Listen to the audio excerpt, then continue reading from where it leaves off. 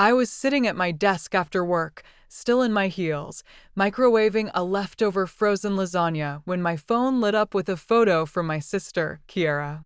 It was one of those perfect, Instagram-filtered vacation photos, the kind that screams money and joy.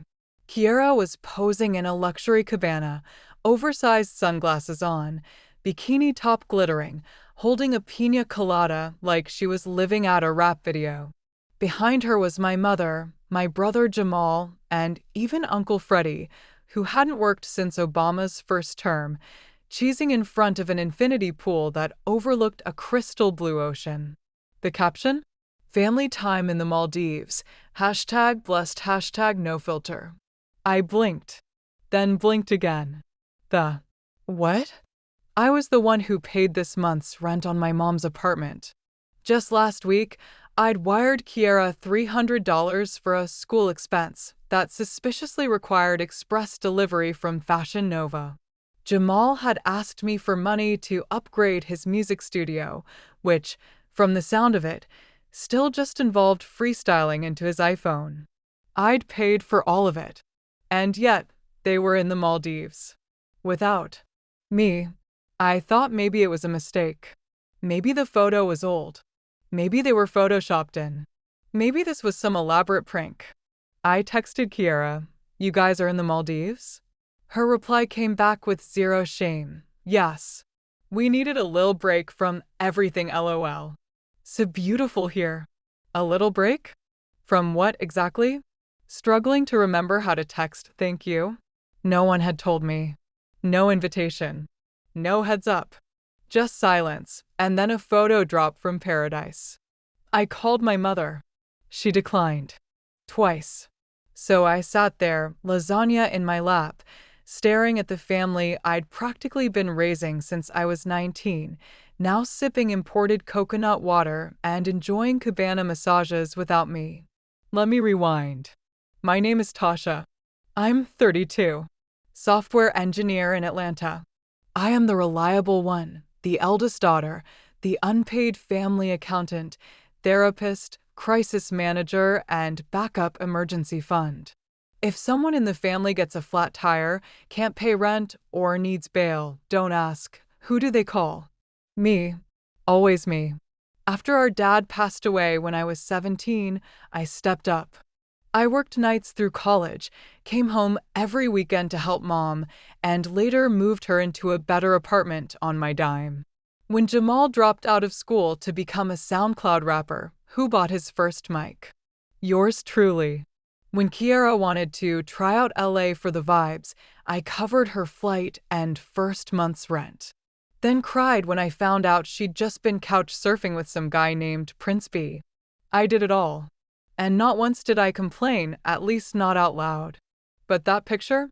That picture broke me. I didn't sleep that night. I just kept scrolling through their vacation stories. Kiera on a yacht, Jamal dancing in a Versace robe. Where did he even get that? My mother getting her hair braided on the beach with a caption that read, "Finally living like a queen." Meanwhile, I was eating off-brand lasagna and arguing with a thermostat that refused to heat past 69 degrees Fahrenheit. The next morning, I called my mother again. She answered. "Hi, baby," she said, all fake sweet. "Everything okay? Are you really in the Maldives?" I asked. There was a pause. Yes, it was kind of a last-minute trip. We didn't think you'd be able to take time off. You didn't even ask. We didn't want to stress you. You're always so busy with work. You used my money, I said, my voice shaking. Did you really think I wouldn't notice? Well, technically, you didn't say what the money was for. We thought. I hung up before I said something that would require prayer and repentance. Later, I sent one message to the family group chat. Effective immediately, I'm retiring as the family bank. Please make other arrangements. God bless. Kiera replied with, "Wow. So, because we went on one trip without you, now you're acting brand new." Mom added, "It's not like we don't love you, baby. You know family comes first. Family comes first." That's what they always said right before they guilt-tripped me into paying for another one of their emergencies. You know what's wild? Not one of them said sorry. Not one even considered how it would feel to be excluded. Not one offered to reimburse me. They acted like I was being dramatic. Like I should have just clapped and liked their photos like some proud auntie instead of the woman who funded the whole thing. So I blocked the group chat. And then I did something I hadn't done in years. I logged into my budgeting app and built a monthly plan for me. Not Mom. Not Jamal. Not Queen of the Maldives Kiera. Just me. I signed up for therapy. Bought myself a standing desk. I even splurged on this gorgeous blue couch I'd been eyeing for months, but told myself I couldn't afford. 3 weeks later, I booked myself a solo trip to Morocco. 5-star Riyadh, daily massages, mint tea on the terrace. And no one came with me. No one asked for money. No one followed up with, "Can you just send a lil something?" It was heaven. Kiera saw my pics on Instagram and commented, "Wow, must be nice." I deleted her comment, then blocked her too. I still talk to Jamal sometimes. He was the only one who eventually apologized.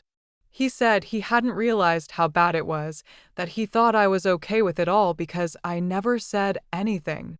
I told him silence isn't consent, it's exhaustion. Mom hasn't called in months. I miss her, but I miss myself more. For once, I don't feel like I owe anyone a thing. Not my money, not my time, not my peace.